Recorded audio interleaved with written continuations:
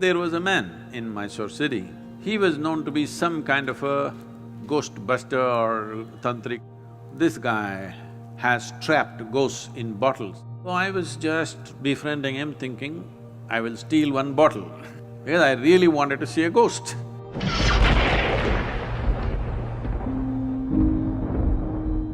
Sadhguru, you were talking about stories. So we were conversing and, we were agreeing that when we were growing up, some of the best stories that we used to hear from, family people or grandparents or friends, senior people, would be the ghost stories.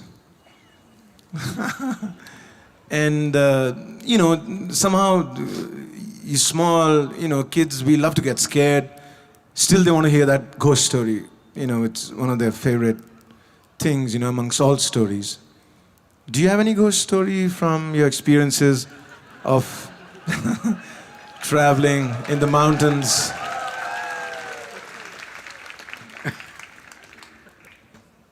Wow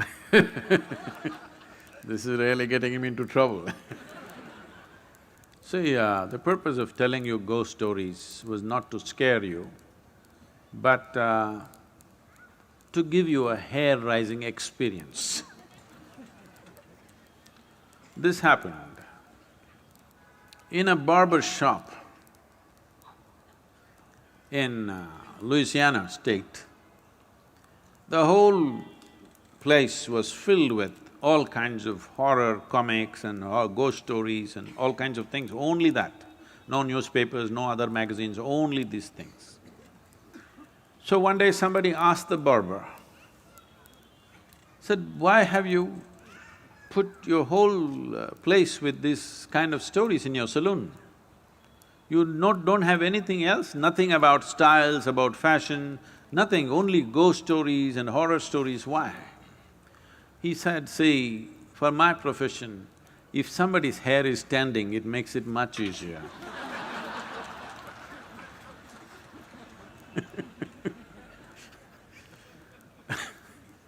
So the idea was to give you a hair-raising experience not to scare you And I must tell you, this fascinated me so much that there was a man in Mysore city who was also working in the Mysore City Corporation as some official, but he was known to be some kind of a ghost buster or tantric or whatever he is.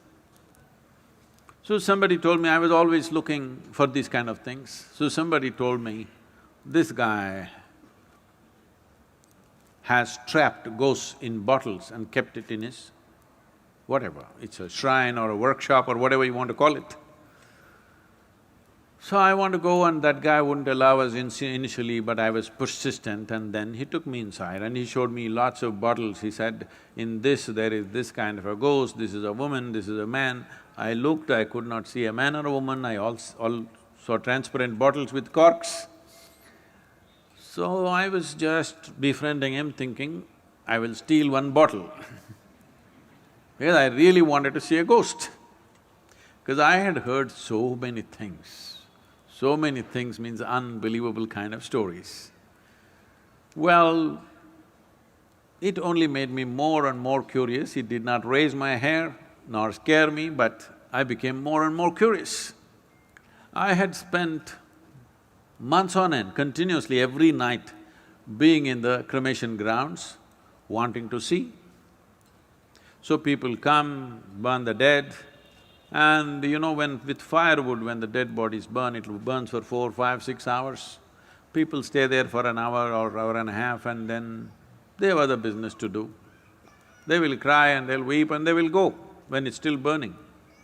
Normally what happens is, when as the fire burns, one thing, because there's always economic aspect to everything, if they've not put enough fire long enough, when this collapses, the outer part, first thing that'll happen is because neck is such a small thing and it gets burnt, and once the spine is burnt, the burning head will roll away, do. So I am the one who picks it up with a stake and puts it back and waits, where is the damn ghost? It doesn't come. Many months on end, I sat there, no ghost came. Somebody said, you put a nail in that tamarind tree, it will come. I would nail the damn tree again and again and again, nothing came. Somebody said, in this house there is a ghost. So I would beg them, please allow me, I want to sleep in that house and see if the ghost comes. Did not happen. So I went to this guy, and when they said specifically it's in the bottle, I wanted to steal a bottle. But he was very protective about his bottles So I didn't see anything coming out, but he showed me one thing. He made an elaborate design with rice flour. In the five corners of this, he kept one egg. He did all kinds of things and poof, he clapped his hand, pop! All the five eggs burst right in front of my eyes. So, I thought, something. I don't know whether it's a ghost or it's a thing, whatever, but definitely he did not reach out to these five, he was standing away and all the five eggs burst. Then this was working on me, and I was walking in my house backyard, looking here and there. Then I saw guavas were hanging in the tree, the guava fruit. I looked at the fruit fell. I thought, what? I did it again and again, the fruit fell. Then I brought my friends and just, you idiots, watch this. Talk, fruit fell. They said, what? Not once, 5, 10 times I did so that it's not an accident. But then, in about 3 days' time after I did this, a revulsion, I've never experienced it ever in my life because I've never stepped into those areas. A kind of revulsion went through my entire body that I knew that I had done something very fundamentally wrong. Never again. I said, you want the guavas? Go up and get it. You want anything in your life, go and get it. These kind of things we will never again do.